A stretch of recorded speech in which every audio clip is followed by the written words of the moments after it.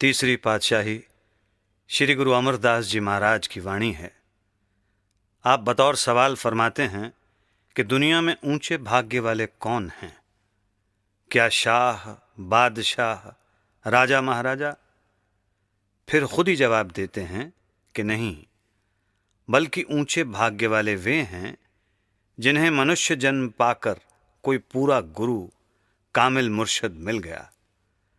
सारी दुनिया की ओर नजर डालो, इस दुनिया की कोई भी चीज साथ नहीं जाती।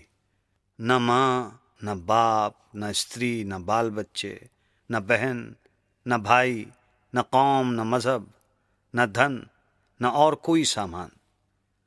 साथ जाने वाले दो हैं, एक सतगुरु, दूसरा शब्द, और इन दोनों के साथ प्यार नहीं। इसलिए सारी दुनिया खोटे भाग्य वाली है।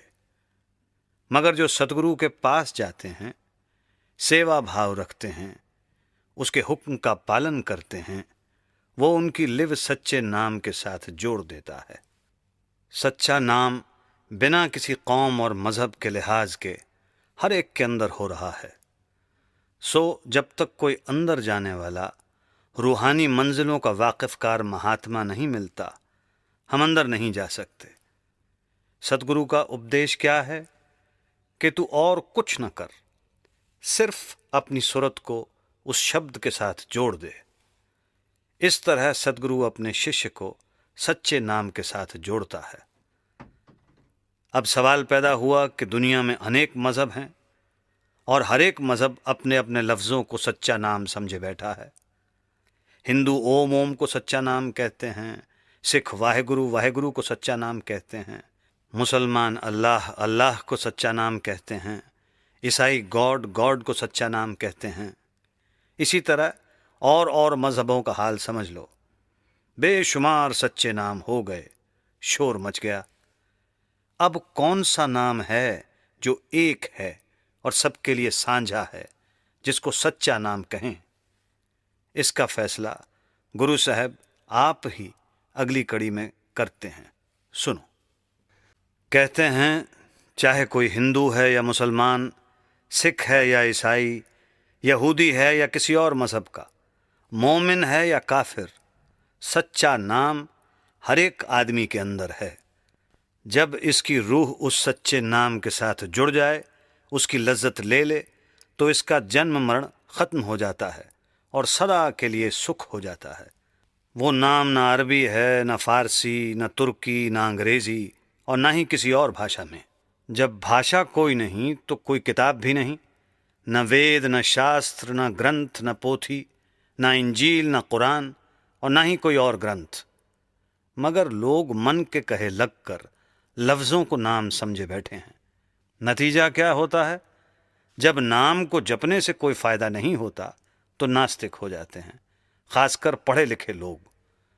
मेरा आंखों देखा वृत्तांत है।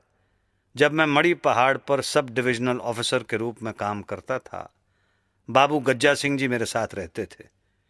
एक देव समाज का लीडर आया। क्योंकि वे परमात्मा को नहीं मानते, इसलिए उसको वहाँ ना हिंदू अपने पास रहने देते थे, न मुसलमान रहने देते थे। बड़ा दुखी हुआ। बाबू गज्जा सिंह जी को पता लगा। वे मेरे पास आए और कहा कि एक देव समाजी आया है, उसको लोग रहने नहीं देते। मैंने कहा कि उसको बुला लाओ। वहाँ एक असिस्टेंट मेडिकल अफसर था जो मेस्मरिज्म यानी वशीकरण विद्या के जरिए इलाज करता था। वो देव समाजी उसके पास इलाज करवाने के लिए आया था। सो जब वो मेरे पास आया, मैंने कहा, तुझे क्या चाहिए? कहता है, जी एक कुर्सी, मेज और बरामदा। मैंने कहा, कुछ और भी चाहिए? कहता है, जी नहीं। उसको वे चीज़ें दे दी गईं। बातचीत से पता लगा कि वो काठियावाड़ का बड़ा भारी पंडित है।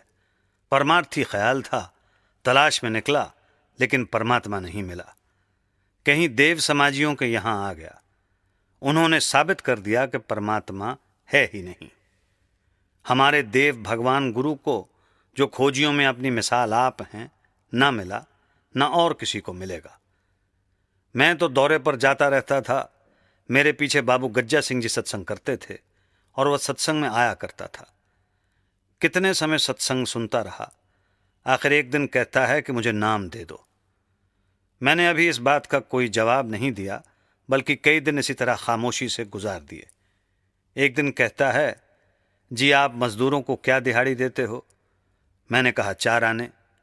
कहता है, मैं 3 आने ले लूँगा, मुझे मजदूरों में शामिल कर लो। उसी समय वो बीमार हो गया। मैं उसे मजदूरों में शामिल तो क्या करता, कह दिया कि जब ठीक हो जाओगे तब नाम दे देंगे। आखिर वो बिना नाम लिए ही चला गया। कुछ समय बाद मुझे सोलन से उसकी चिट्ठी आई। लिखता है, मुझे उम्मीद नहीं कि मेरी चिट्ठी पहुंचे। खैर, मैं अब परमात्मा को मानता हूं, पता नहीं कि मेरी संभाल करेगा या नहीं। मैंने लिखा, वो सबके अंदर है, तेरे अंदर भी है और तेरी संभाल भी करेगा। वो सच्चा नाम है। सच्चा नाम लफ्ज नहीं, ना ही वहां किसी मजहब या जबान का लिहाज है। हिंदू होकर अंदर जाओ, मुसलमान होकर जाओ, किसी और मजहब के होकर जाओ, परमेश्वर ने जो नाम अंदर रखा हुआ है सबके लिए एक ही है। उसी की महिमा वेद शास्त्र, ग्रंथ पोथियां और अन्य मजहबी किताबें करती हैं। उसी की महिमा संत महात्मा करते हैं। उसको नाम कह लो, कलमा कह लो, बांगे आसमानी या कलाम इलाही कह लो, मतलब कि उसका कोई भी नाम रख लो। वेद उसको नाद कहते हैं, ऋषि मुनि आकाशवाणी कहते हैं और हम शब्द कहते हैं। वो शांति और सुख देने वाला है, जर्रे जर्रे में मौजूद है। कोई शब्द भेदी गुरु मिल जाए, हम कमाई करके अंदर चढ़ जाएं, बस इतना ही काम है। जब वो मालिक किसी जीव पर रहम करना या उसको बख्शना चाहता है तो गुरु से मिलाप करवाता है, नहीं तो कौमों की कौमें, मज़हबों के मज़हब लफ्ज़ों को जब जब कर मर गए, खाली आए और खाली चले गए। नाम लफ्ज़ नहीं, वो लिखने पढ़ने बोलने में नहीं आता।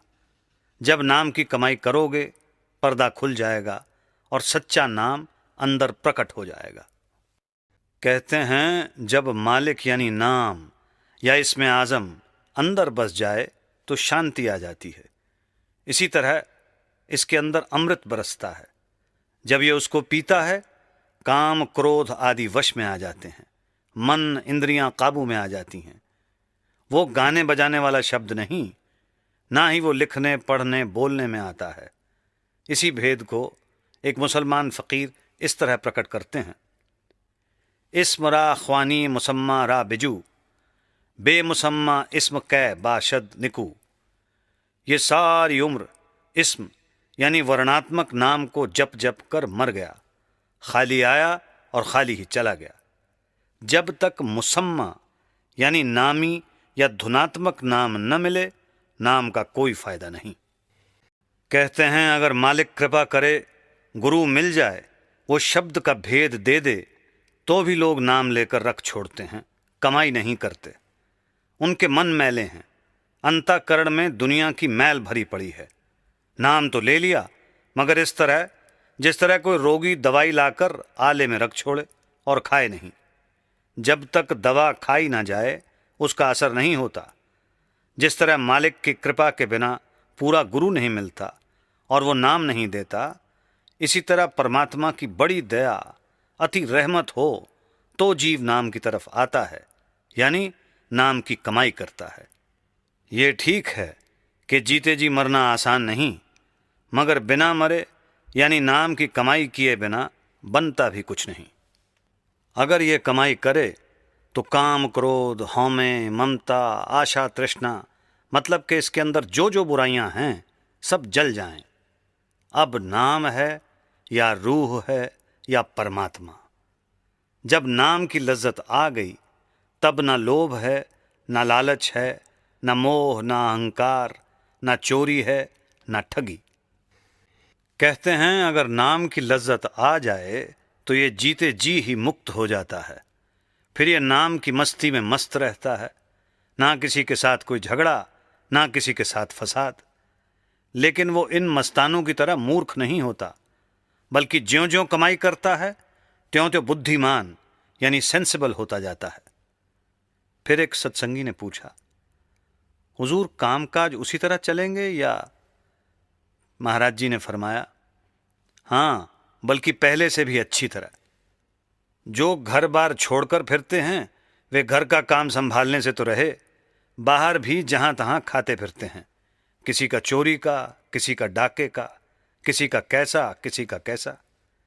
क्या वो खाकर भजन बनेगा? कभी नहीं।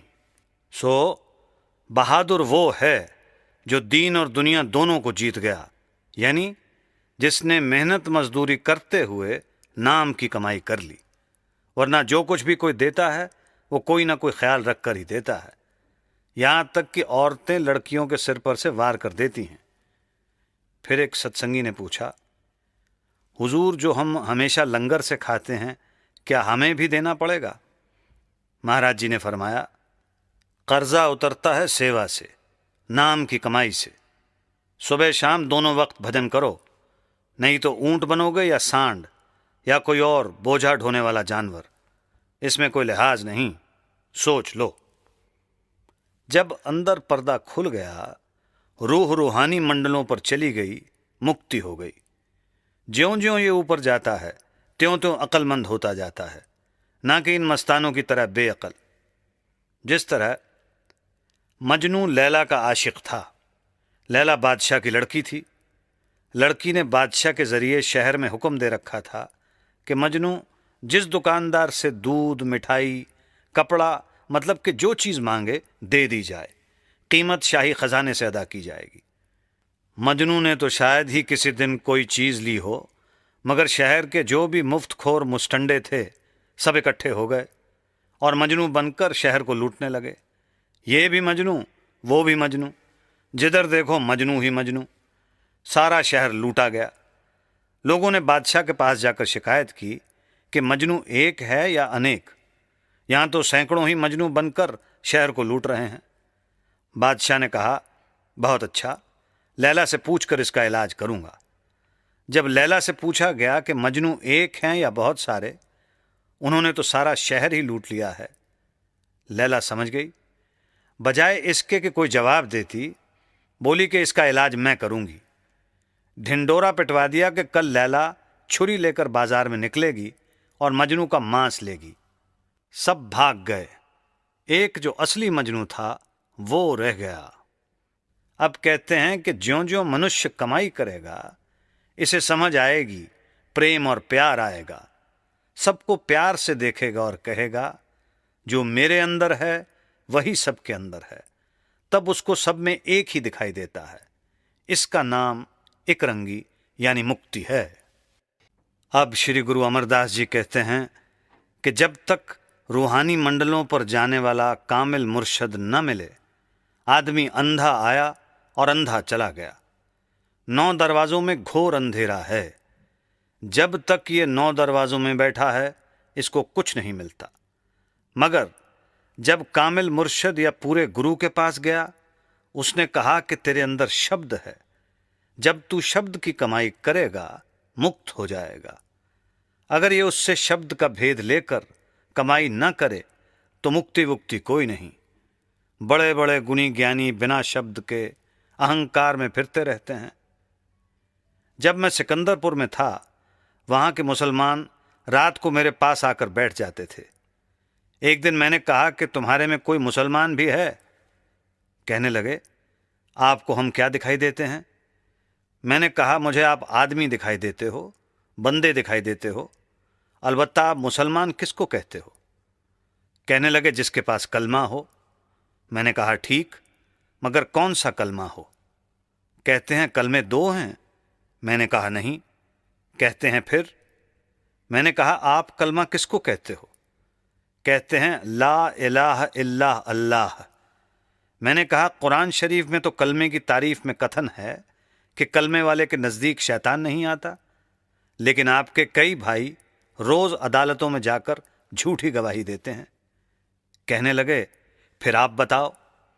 मैंने कहा, वो कलमा लफ्ज़ नहीं बल्कि ताकत है जो ज़र्रे ज़र्रे में मौजूद है और उसका भेद कामिल मुर्शिद से मिलता है। अगर कोई सारा दिन जलेबी जलेबी या मिश्री मिश्री कहता रहे तो ना उसका मुंह मीठा होता है और ना ही पेट भरता है। अगर सारी उम्र वाहे गुरु कहते रहें, क्या वाहे गुरु मिलेगा? कोई नहीं। नाम और चीज है और नामी कुछ और चीज। यही तो भेद है। यही सभी संत, मुसलमान, फकीर, यही गुरु नानक देव जी कहते हैं। शिष्य पढ़ते तो हैं, लेकिन क्योंकि समझना मुश्किल है इसलिए नहीं मानते। जब तक कामिल मुर्शिद या पूरा गुरु नहीं मिलता, तब तक अंदर जाने का रास्ता भी नहीं मिलता। कामिल मुर्शिद कहता है कि तेरे अंदर नाम है। अगर नाम न मिला तो अंधे आए और अंधे चले गए। बिना मुर्शिद नाम नहीं मिलता और बिना नाम मुक्ति नहीं होती। देशों के देश, कौमों की कौमें नाम से खाली पड़े हैं। वे लफ्ज़ों को नाम कहते हैं, उनको लफ्ज़ी नाम के जपने का अहंकार है। लफ्ज़ नाम नहीं। जब तक अंदर नाम की लज्जत नहीं आती, नाम जपने का कोई फायदा नहीं। कहते हैं, जिनका अंदर पर्दा खुल गया, जो शब्द के रंग में रंगे गए, वे प्रेमी हैं। वे चाहे हिंदू हैं, चाहे मुसलमान, चाहे किसी अन्य कौम या मज़हब के, उन्होंने मनुष्य जन्म से फ़ायदा उठा लिया। यही शम्स तबरेज़ मौलाना रूम की ज़बानी फरमाते हैं, बांगे अजब अज आसमां दरमी रसद हर सायते। वो कलमा, वो बांगे इलाही हर घड़ी आसमान से आ रही है।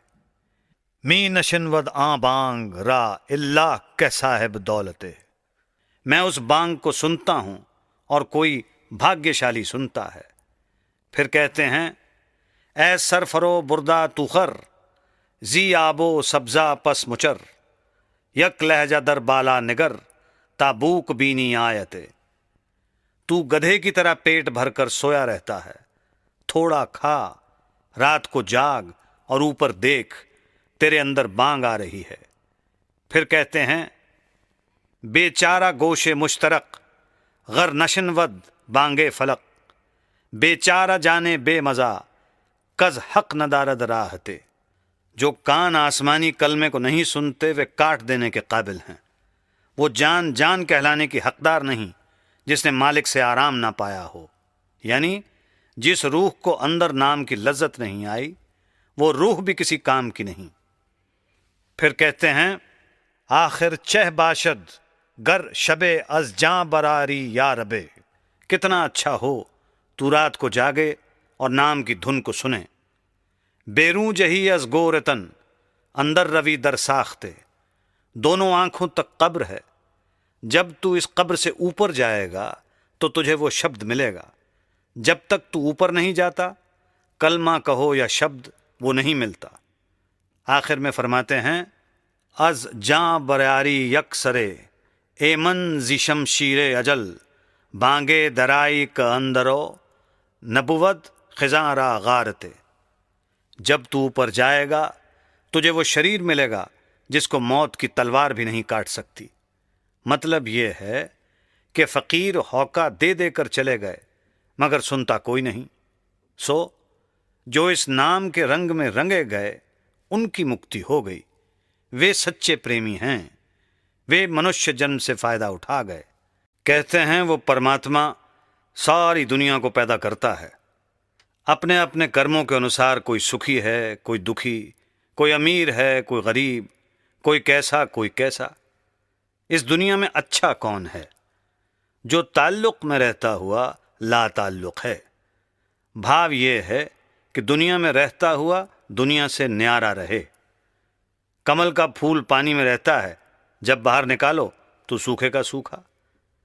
इसी तरह जो कामिल फ़कीर हैं, वे बेटे बेटियों वाले भी हैं, धन दौलत भी है, कारोबार भी करते हैं, लेकिन अगर उनका सारा परिवार बर्बाद हो जाए या धन दौलत जाती रहे, उनके चेहरे पर शिकन तक नहीं पड़ती। जो गुरमुख बन गए, मोमिन यानी आस्तिक बन गए, वे अपनी ज़िंदगी बड़ी अच्छी तरह गुजार कर चले गए। वे जो हुक्म, जो रज़ा में रहते हैं।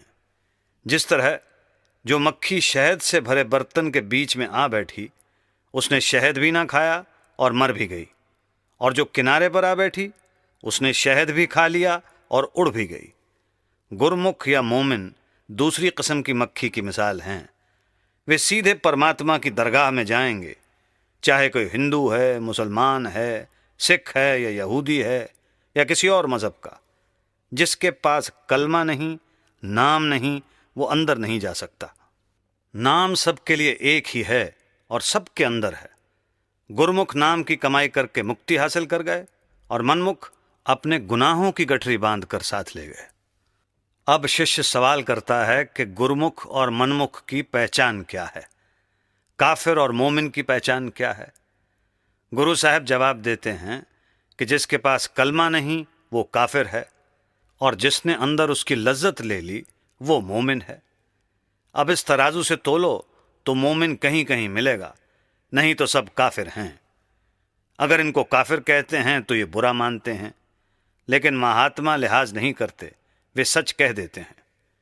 जिसको परमात्मा का डर नहीं, उसके अंदर परमात्मा का प्यार कैसे आ सकता है। इसी तरह जिसको गुरु का डर है, उसको गुरु से प्रेम भी है। जिसको डर नहीं, उसको प्रेम भी नहीं। जिन्हें परमात्मा का डर नहीं, गुरु से प्रेम नहीं, क्या उनको नाम की लज्जत आएगी? कहते हैं कभी नहीं। फिर वे मरकर कहाँ जाएंगे? फरिश्ते कहो या यमदूत उन्हें पकड़कर धर्मराज के पास ले जाएंगे। वहां उनका हिसाब देखा जाता है और उसके मुताबिक नरक, स्वर्ग या 84 वगैरह में डाला जाता है। सबको वहां जाना पड़ता है। जिसको गुरु का डर नहीं, प्रेम नहीं, उसका हुक्म नहीं मानता, उसकी रूह को कौन निकालेगा? यमदूत। और इसको हिसाब देना पड़ेगा। अब शिष्य पूछता है कि यमदूत या फरिश्ते सभी के प्राण निकालते हैं, उनको कोई मार नहीं सकता। रूह उनके डर से थर थर कांपती है, क्या उनसे बचने का कोई रास्ता है? गुरु अमरदास जी कहते हैं हाँ है। ये किसी कामिल मुर्शद के पास जाए, उससे नाम लेकर कमाई करे, फिर इसकी मौत के समय गुरु आएगा और साथ ले जाएगा। अगर नाम लेकर रख छोड़ो, फिर उसकी मौज है, आए या ना आए, हमारा कोई हक नहीं।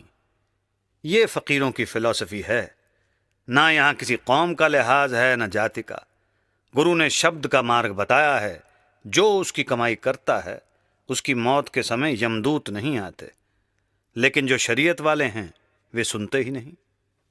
कहते हैं वो यमदूत, वो फरिश्ता देखता है कि इसके अंदर वो शब्द है, कलामे इलाही है, ये परमात्मा का बंदा है, वो इसको नहीं छेड़ता। वो जानता है कि अगर मैंने इसको छेड़ा तो परमात्मा मुझे मारेगा। कमाई वालों के नज़दीक यमदूत आता ही नहीं।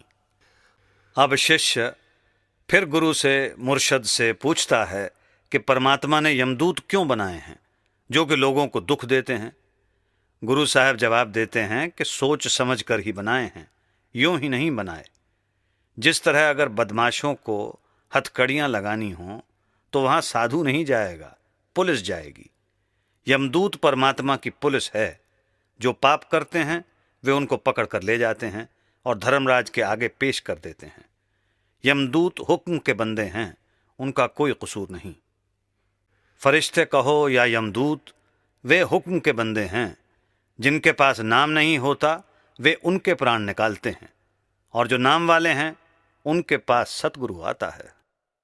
अब मनमुखों का हाल कहकर, यानी काफिरों का हाल कहकर, मोमिनों यानी गुरमुखों की ओर आते हैं। परमात्मा ने अगर कोई नेक बंदे बनाए हैं तो वे गुरमुख हैं। एक नेक आता है, हजारों को नेक बना जाता है। एक गुरमुख आता है, लाखों को गुरमुख बना जाता है। कहते हैं मुक्ति, खुशी और शांति नाम में है। जो गुरमुख हैं वे अंदर रूहानी मंडलों पर जाते हैं और कलमे या नाम की लज्जत को महसूस करते हैं। जो अंदर ही नहीं चढ़े, उनको नाम की लज्जत कहाँ? वे खाली आए और खाली चले गए। उनको समझ ही नहीं कि नाम क्या चीज़ है। वे लफ्ज़ों में ही झगड़ते रहे। अगर परमात्मा को किसी ने पहचाना है तो गुरमुखों या मोमिनों ने। बाकी अंधे आए और अंधे चले गए। कहते हैं ये कानून, ये इंतज़ाम आज का नहीं बल्कि करोड़ों युगों से चला आ रहा है। जिसने गुरु से मिलकर नाम की कमाई की, उसको नाम की लज्जत आ गई, वो गुरमुख बन गया। ये नेचुरल साइंस यानी कुदरती या रब्बी ज्ञान है किसी आदमी का बनाया हुआ नहीं, बल्कि परमात्मा का बनाया हुआ है।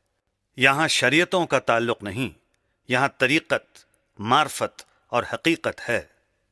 कहते हैं जब ये पर्दा खोलकर गुरमुख या मोमिन बन गया, फिर जन्म मरण में नहीं आता। अब सवाल पैदा हुआ, फिर ये जाता कहां है? जिस तरह बूंद समुद्र में मिलकर समुद्र हो जाती है, इसी तरह आत्मा परमात्मा में मिलकर परमात्मा हो जाती है। अगर अंदर ना गया, नाम की लज्जत ना ली, तो जन्म मरण समाप्त नहीं होता, बल्कि ज्यों का त्यों रहता है। अब शिष्य सवाल करता है कि क्या शब्द का अर्थ आवाज से है, या जो हम लिखते पढ़ते हैं, गाते बजाते हैं, बातचीत करते हैं, क्या ये शब्द है? गुरु साहब जवाब देते हैं कि नहीं, शब्द सारे संसार के लिए साझा और एक है। वो अगम है, अगोचर है, बेपरवाह है, वाहिदुल्ला शरीक है, खुद खुदा है। जो किसी पूर्ण महात्मा से मार्ग लेकर उसकी कमाई करता है, वो गुरमुख है, वो मोमिन है, बाकी सब काफिर हैं। कहते हैं युगों युगों से एक ही कायदा चला आ रहा है। हम ना उसे बढ़ा सकते हैं, ना घटा सकते हैं, और ना ही बदल सकते हैं। जिस नाम की कमाई करनी है, वो लिखने, पढ़ने और बोलने में नहीं आता। वो कुल दुनिया का एक ही है, सबके अंदर है, बल्कि जर्रे जर्रे में मौजूद है। वो पावर यानी शक्ति है। हमें उसके ऊपर भरोसा, उसके ऊपर विश्वास करना चाहिए। कहते हैं जो गुरमुख हैं उनको शांति है, उनके अंदर नाम है, सुख है और मालिक का प्यार है।